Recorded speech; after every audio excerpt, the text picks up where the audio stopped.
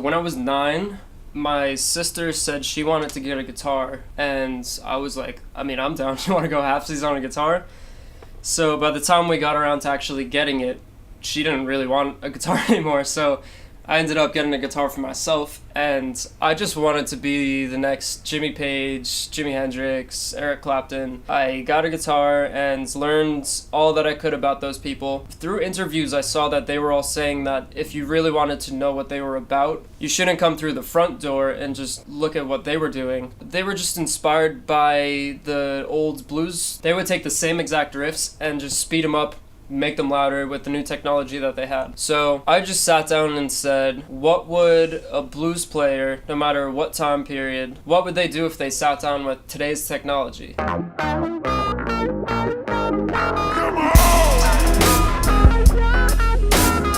So I basically took the concepts for either song lyrics that I've heard or the general feeling or certain riffs, and I sped them up and made them louder with today's technology. It's just fun. I consider myself a guitarist first, and a drummer second, and producer third. I basically tried to put as much live guitar on as possible, as much live bass as possible, and for drums, I decided I would just go with some trap drums because I've never heard anyone do blues with trap drums before. I think it turned out pretty interesting. I'm pretty happy with this one. I'm Andrew Chris, and this is my album rundown. The name of the album is The Modern Blues. It starts off with Baby Come On. That song is actually a pastiche of Red House, a famous Jimi Hendrix song where he comes home to his house and none of his keys work to the door, and he's like, where did my woman go? Why did she change all of the locks on my door? Where is she? Like, don't take too long coming back, please. Like, that song, it started out with the guitar riff first, the that was inspired by some recent Pusha T riffs that they had the guitar on, and I was like, ooh, that simple Chuck pentatonic. It's so blues inspired, but it was great to see it over some hip hop. So actually, as Jake Tischler and Nick Donaghy were coming to visit in Pittsburgh, they were texting me, oh, 20 minutes away, 15 minutes away, and I was sitting in my room and I was like, I wonder if I can make a beat in the time it takes them to come down the parkway. They got there and I was like, hey, you want to hear this thing I just made? And they were mind blown. So they were like, you should just record something over that right now. Just like do your yelling voice. At first I was just like, baby, come on, baby, why you trying to knock on my doors? I had that one part where I was like, come on, and I was like, did that come out of me? That sounded like Jim Morrison. I just threw away all the original stuff, but I kept that one slice, and that's what you hear repeating through the whole thing. That's me. I thought originally it was Jim Morrison. Like, I always loved the way that Jim just screams into microphones and at everything. So it's definitely Jim Morrison inspired, that's for sure.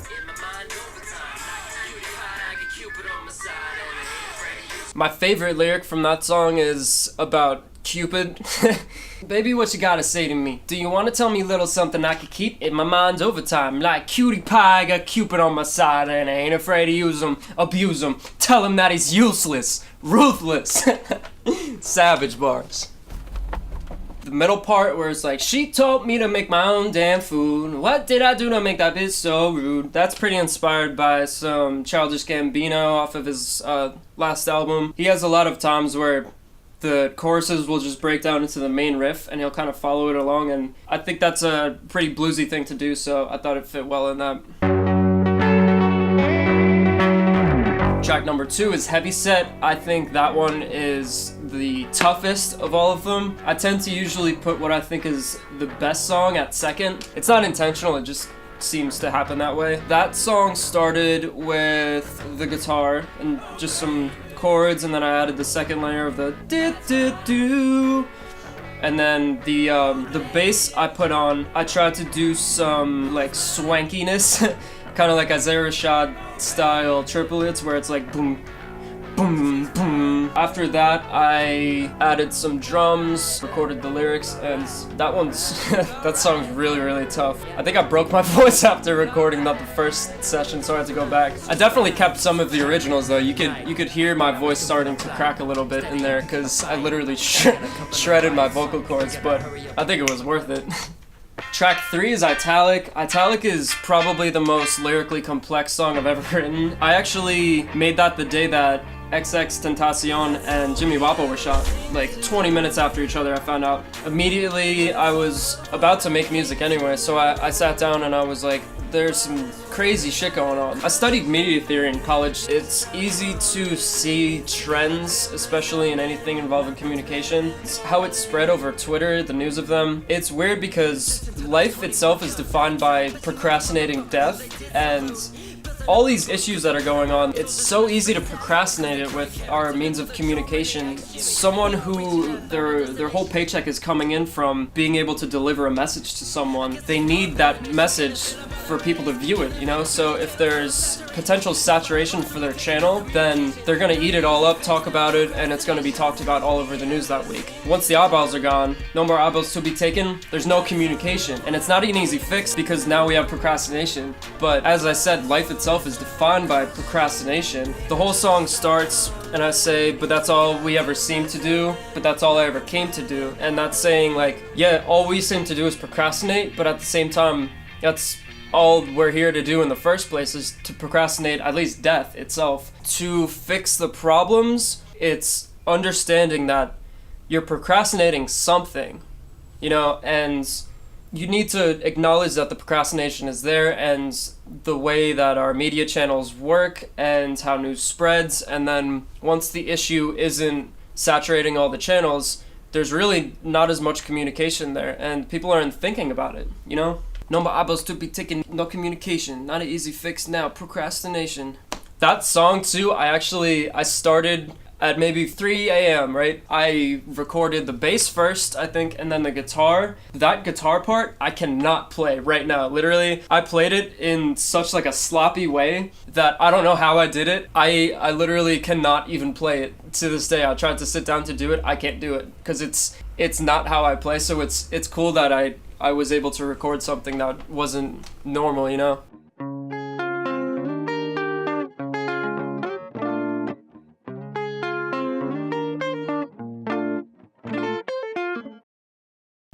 Track 4 is Cloudy, and I sat down with Jake Guerra and I was like, record some guitar, whatever you got, and he came up with the first riff and we recorded that first, and I said, give me a second one that's more kind of like passing with maybe just chords or something. So that's when he added the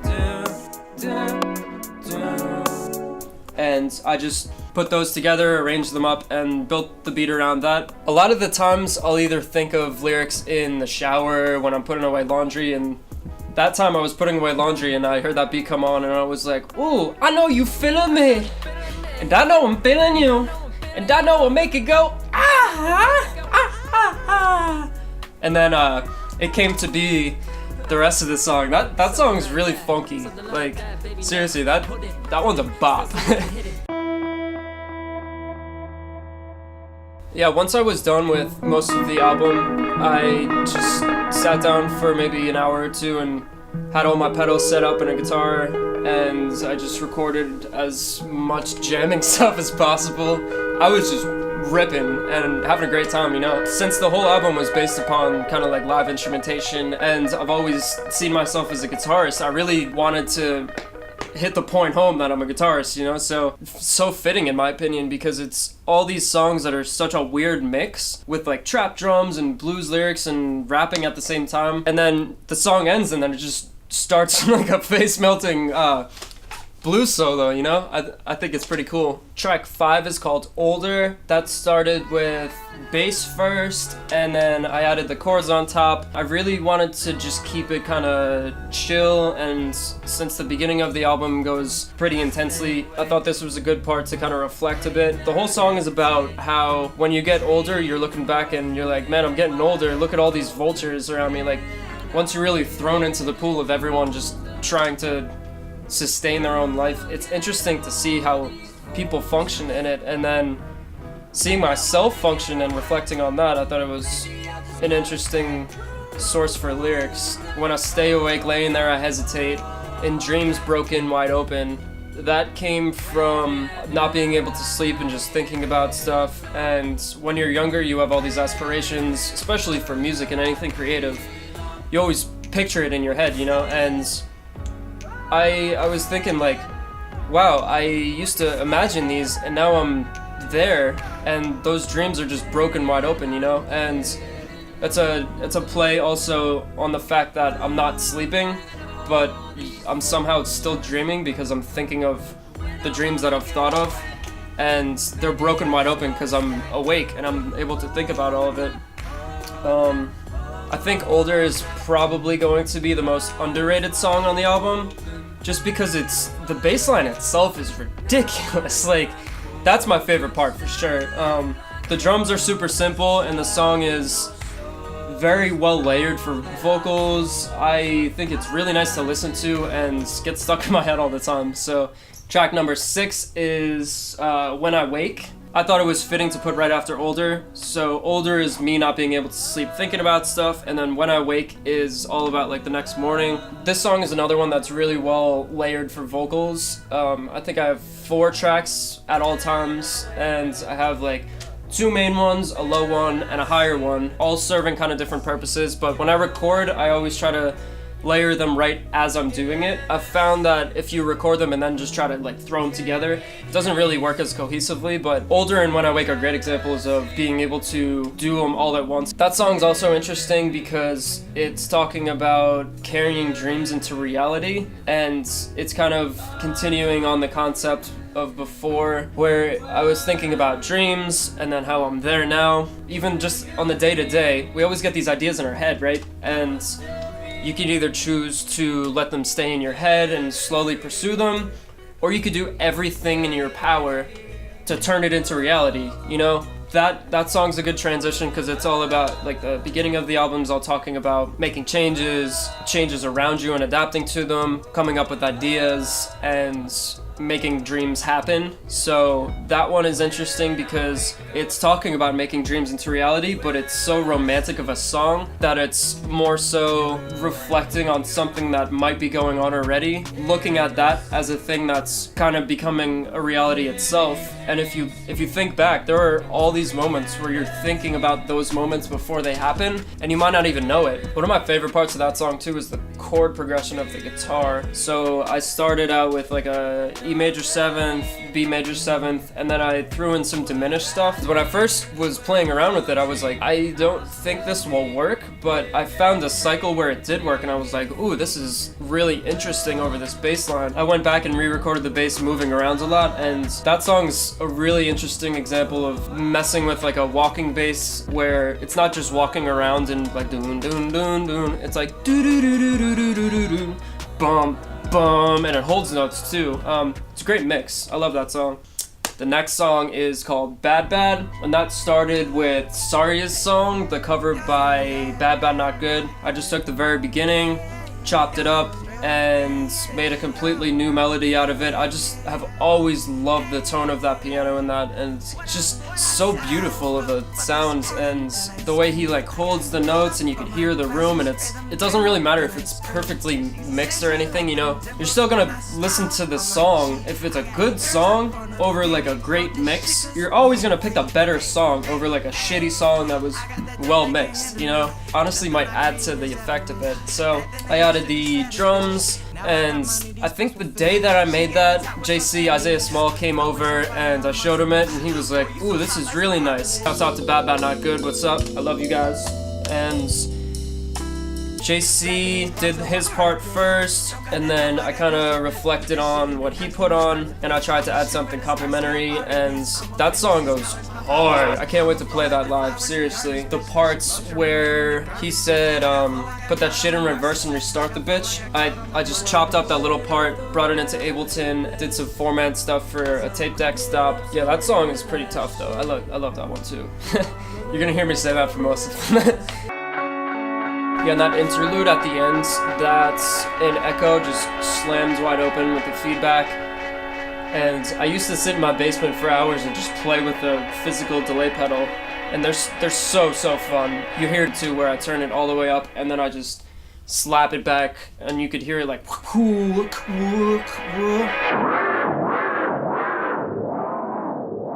So the next song is called Winding, and my roommate Nick Duffy at Of Point of Balance Instagram, check him out, he's amazing.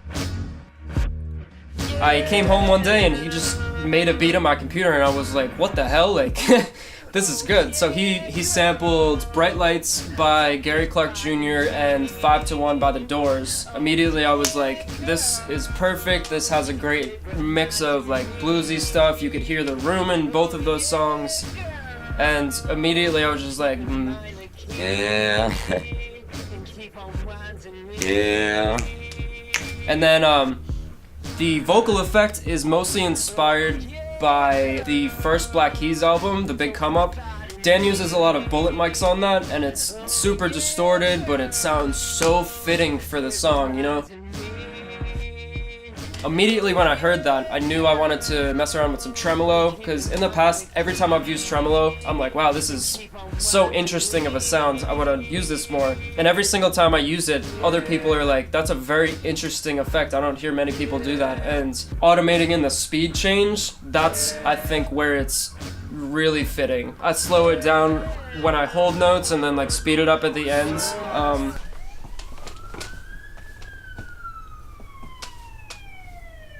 Cops coming to get you. Especially right before the chorus, I put it all the way up, and that's where that like that weird cranking noise comes out of, like. That's just the tremolo speeding up faster than like a wave, so you could literally almost like hear a wave out of the volume change. It's pretty interesting.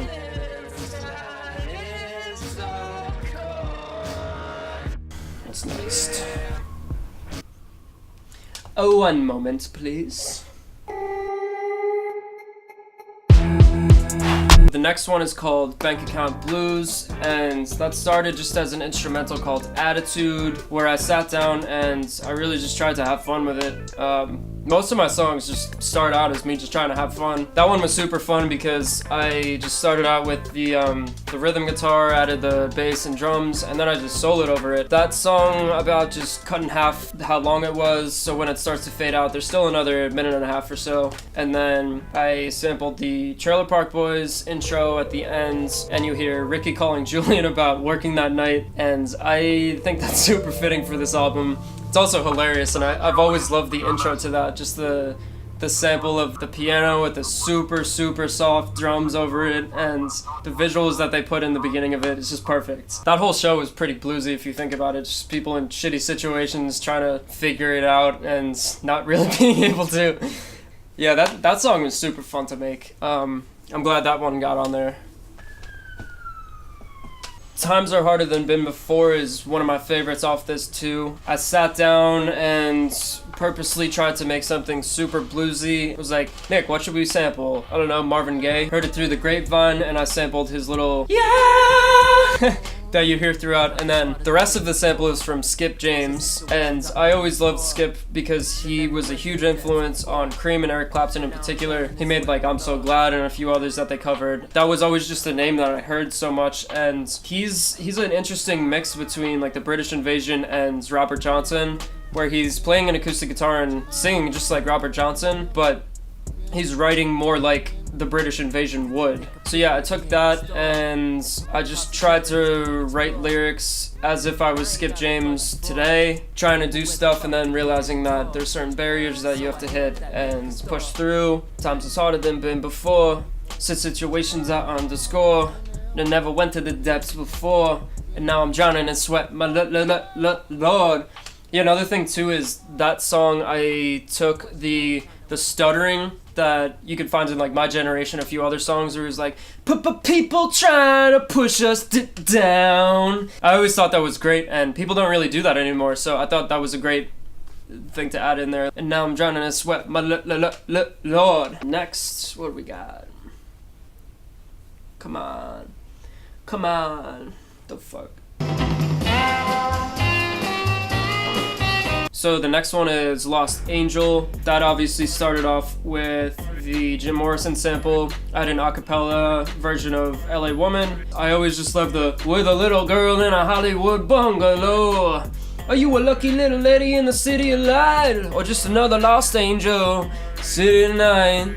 I took that and just ran with it and just tried to do some like tongue-in-cheek rapping, and that one turned out really interesting. City at Night I made in 2015, maybe even 2014 when I was a freshman in college. I just had over Matt Leonard and I had this beat already. I had some guitar parts in there here and there, but he came in with the sax and recorded that solo, and I was like, Jesus, man, like, you're really fucking good. Like, we should have your part, and then we'll go back and forth, so leave spaces for me. And then I added in the guitar solos, and I actually, while I was mixing the album, I was like, wait, why don't I put this in too? Like, that's one of the craziest things I've ever made, so why wouldn't I put that there, you know? And originally I had it in Lost Angel, just on the ends. I changed it so when people are pressing next, they'll get right to the part where he just starts ripping a face-melting sax solo. That song is ridiculous. The final song is called Pay the Rent Blues. The final song on my albums I usually try to keep kind of chill, but at the same time more like reflective. The feeling of reflecting is usually more in a calm environment. I kind of just try to like sum up, bring back, and just think about, okay, I just made all this stuff. Where am I? You know, just trying to analyze my position and everything and where I'm at, where I'm going. I pushed aside all of the previous things that I was thinking about. Okay, this is what blues people did back in the day. What if I put this over a trap thing? No, that one I just sat down. I was just playing guitar, just exactly the sounds that you hear in that. That's exactly what it felt like to be in my new room, just sitting there and like, wow, I have a really nice place now. And people told me like how to get going in your life and everything, but no one tells you how to go out there and make a living, you know? You have to figure that out yourself. And that song's just the anthem of me doing that, you know? I was just playing guitar there and started playing that one riff that I was like, ooh, this is a perfect sounds for exactly what I'm feeling and thinking right now. I just tried to keep it as like chill as possible, and every time you think it's going to drop in more like the rest of the album, it just backs up even more. It's so sly, like it's happy and sad at the same time. It's like, fuck, where am I going? What am I doing? Why am I here? Why am I not so prepared for this? But at the same time, I'm like, I'm super prepared for this, more than other people. I'm in a great place. This is what I'm doing. This is how I'm gonna make it, and I'm just gonna put this into something. And the sun still rises. Like, even if you're in a shitty place or a great place, you know, you're gonna see darkness wherever you go, and you just need to realize, like, the light's still gonna come back, you know, like the sun still rise, let it get in my eyes, and like all these things are just gonna make you happy, and you gotta figure out what makes you happy, what makes you happy in the short term but is really bad for you, and what's sustainable, you know? Pay the Rent Blues is definitely my favorite on that. Even when I was mixing that, I was just tearing up, like streaming down my face, and I was just like, Jesus, I made this! I fucking made this! Like, it's ridiculous. Sometimes you make stuff that you're like, yep, that's me, like, I put a solid effort into that, but this one was like, this one was weird because I felt like it just happened. Like, there wasn't really that much effort that went into it. It just came out of me, and I was like, shit, like, that's what's inside of me. Like, that's what came out, and I made that 100% of me, you know? It wasn't me trying to ask other people, like, what do you think about this? Like, no, I just knew it, put it down, recorded it, and it's perfect, you know? And it's a perfect sum up of the album, and a great transition into whatever lies next, whatever it might be, you know? But yeah, definitely subscribe to the On Top TV YouTube channel, because now you need 1,000 subscribers to get any of the ad revenue that you should be making otherwise. So I need 1,000 subscribers, so tell your friends, tell your family, tell your cats, your dogs, your co-workers. Real nice. Keep 'em real low. Easy when I pay the rent. Yeah, when I pay the rent. I'm finna pay the rent like